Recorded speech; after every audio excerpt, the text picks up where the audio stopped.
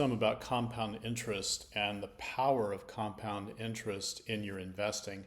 And I wanted to show you an example of compound interest over time, and so you can get a feel for what I'm talking about its power. So what I'm going to do is give you an example of opening an individual retirement account, which is really your first investment that you want to begin making.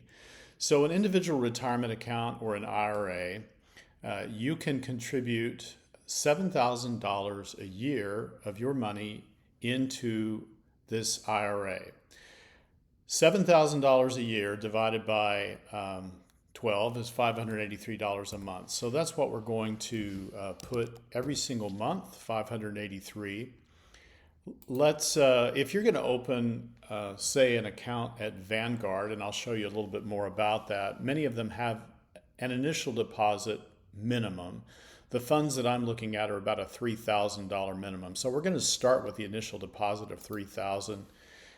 Let's say that you start doing this when you're 25 years of age, and you're going to do this all the way until you're 65. So we're going to say 40 years of growth. And then over time, most of these funds over the long haul have earned in the neighborhood of 8%. Okay, so we're going to say an 8% average rate of return yearly for investing.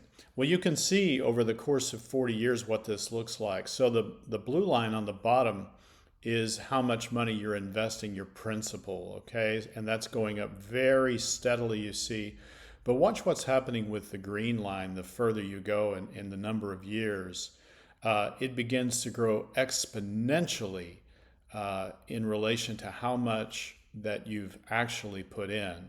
And that's really the power I'm talking about when it comes to compound interest. So hypothetically here, if you did this for 40 years through your lifetime of working, you could have well over $2 million saved just by taking advantage of compound interest and contributing $583 a month. That's very, very powerful.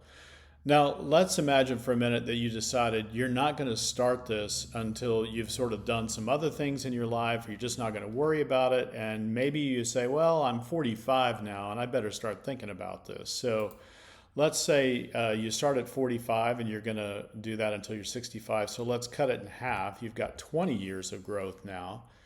Look at the difference in the total balance. 20 years is around $358,000 as opposed to 40 years of over $2 million. That's amazing.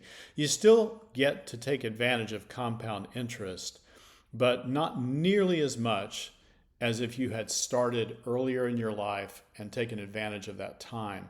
So the point is, the earlier you start all of this, the more successful you're probably going to be. You still get to take advantage of compound interest in this scenario, but not nearly the power if you start early. I encourage you to start early, and we're going to talk about how to get started in subsequent videos.